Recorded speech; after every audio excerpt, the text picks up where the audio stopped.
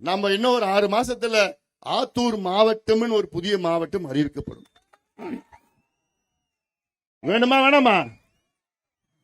இங்க ஆத்தூர் மாவட்டத்துல இங்கதான் கலெக்டர், இங்கதான் ஆபீஸ், இங்கதான் எஸ்பி, எல்லாம் இங்கதான் இருப்பாங்க. நீங்க எங்கேயும் அவ்வளவு சேலத்துக்கு போயிட்டு நான் வர வேண்டாம்.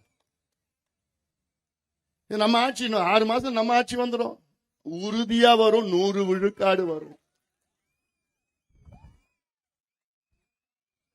கடந்த சட்டமன்ற தேர்தலில் சேலம் மாவட்டத்தில் 11 சட்டமன்ற தொகுதியில் இருக்கிறது. அதுல கடந்த சட்டமன்ற தேர்தலில் அந்த 11 தொகுதிகளில் 10 தொகுதிகளில் திமுக தோல்வி அடைந்தது.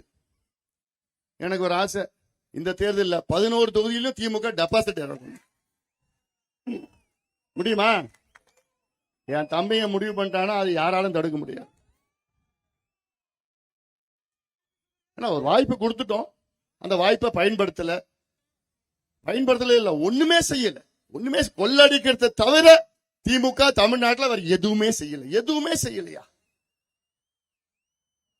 4.5 ஆண்டுக்கு முன்பு இந்த பகுதி எப்படி இருந்ததோ அப்படியே அதேதான்.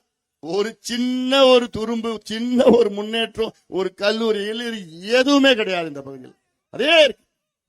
அதனால நீங்க எல்லாருமே எழுங்கள் என்றால் புரட்சி செய்யுங்கள். சும்மா இருக்காதீங்க, அமைதியா இருக்காதீங்க, புரட்சி செய்யுங்க. வாங்க, தெருவுக்கு வாங்க, கேளுங்க, கத்தி கேளுங்க. நான் இருக்கிறேன், உங்க கூட நான் இருக்கிறேன். நம்ம போராடணும். அதாவது நேத்து கூட சேலத்துல பேசினேன். இப்போ உங்க ஊர்ல ஒரு ஏரி இருக்கு, அந்த ஏரியில மதகு இருக்கு, அந்த மதகுக்கு பக்கத்துல உங்க நிலம் இருக்கு. ஆனா அந்த ஏரி தண்ணி உங்க நிலத்துக்கு வரல. உங்க நிலத்தை தாண்டி அந்த தண்ணி கடைசி இருக்கிற நிலத்துக்கு போகுது. போனா நீ சும்மா இருப்பியா? என்ன பண்ணுவ?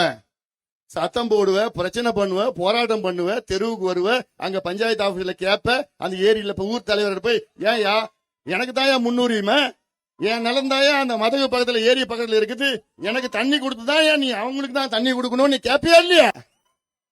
அதேதான் உங்க மாவட்டத்துல ஒரு ஆறு, காவிரி ஆறு, பெரிய ஆறு போகுது. அந்த ஆத்துல தண்ணி கடலுக்கு போகுது. அந்த தண்ணிய நீங்க தான் முதல்ல அனுபவிக்கணும். நீங்க அனுபவிச்சுதான் அடுத்த மாவட்டத்துக்கு போனோம், அப்புறம் அடுத்த மாவட்டத்துக்கு போனோம்.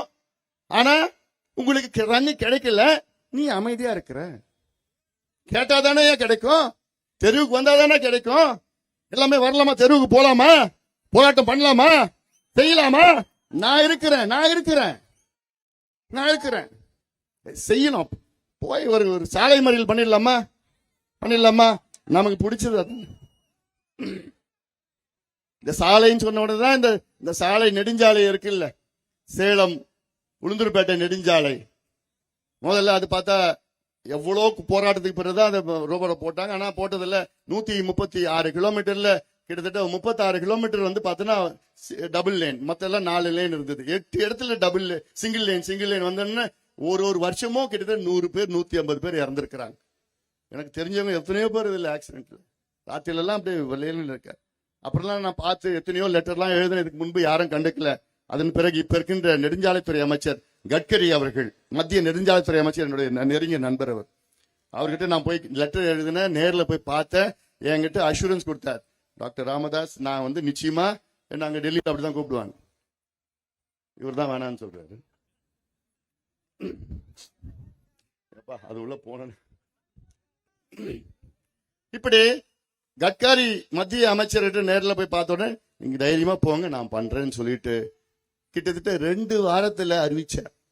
2 வாரத்துல இதற்கு நிதி அறிவிச்சு இன்னைக்கு இந்த ஒட்டுமொத்தம் அந்த நெடுஞ்சாலையில ஒரு 6 இடம் இன்னைக்கு சரிப்படுத்திட்டாங்க. இன்னும் 2 தான் கட்டிட்டு இருக்கிறாங்க, மேம்பாலம் கட்டிட்டு இருக்கிறாங்க. இதனால நம்மளால தான் இதெல்லாம் கொண்டு வர முடியும், செய்ய முடியுது. என்னால இப்போதைக்கு அதுதான் செய்ய முடியும். ஆனால் அதிகாரம் நம்ம கிட்ட கிடைச்சதுன்னா சாதாரண ஒரு கையெழுத்து போட்டுடுவேன்.